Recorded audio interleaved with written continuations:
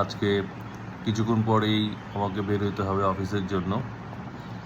আর আমার এই যে ছোট্ট মানিক, সোনা মানিক, সে উঠেছে কিন্তু আমার কোনো কথা শুনছে না। ওকে আমি ডাকছি কিন্তু ও আমার ডাকও শুনছে না।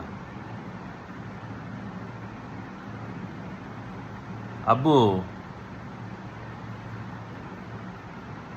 আসো। কেন?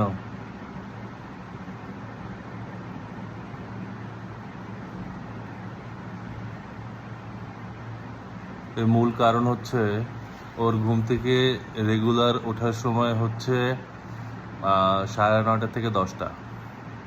এটা ইচ্ছা করেই করা হয় যাতে করে আপনার কিছুটা রেস্ট পাওয়া যায়। আর সব থেকে বড় যে বিষয় সেটা হলো ও দিনে ঘুমায় না, তার ঘুম অনেক কম।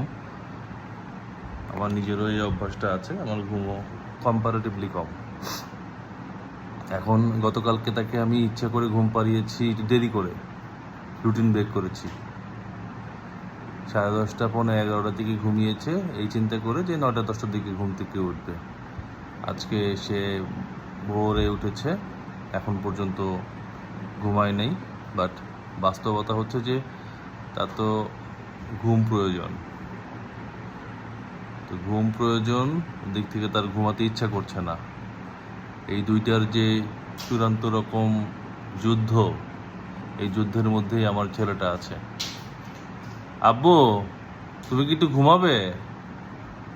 হ্যাঁ, তুমি কি একটু ঘুমাবে না? আচ্ছা, তাহলে সাইকেলটা চালিয়ে এদিকে আসো। সাইকেলটা চালিয়ে এদিকে আসো, আমার একটু কথা আছে তোমার সাথে। তুমি নাস্তা করে যাও।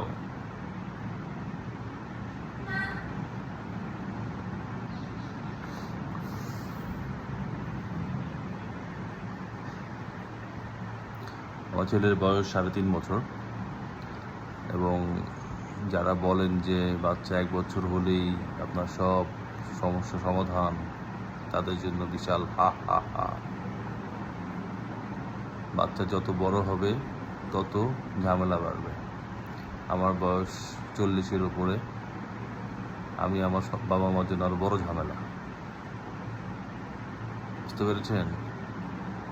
সুতরাং বাচ্চা একবার নিয়েছেন, আপনি মারা যাওয়ার আগ পর্যন্ত you have to take that responsibility, you have to carry forward that. অতটুকু দায়িত্ববান না হলে পিতামাতা হওয়ার প্রয়োজন নাই। এটা হলো একটা, আমাদের দেশে বাবা মারা বাইরের কান্ট্রির বাবা মার থেকে অনেক ভালো। তারা জীবনের শেষ মুহূর্ত পর্যন্ত সন্তানের দায়িত্বে রাখেন, যেটা হয়তো বাইরের কান্ট্রিতে নাই। এটাই আমাদের কালচার। আব্বু, তোমাকে লাস্ট টাইম বলছি, তুমি কি আসবে এখন? আচ্ছা, ঠিক আছে।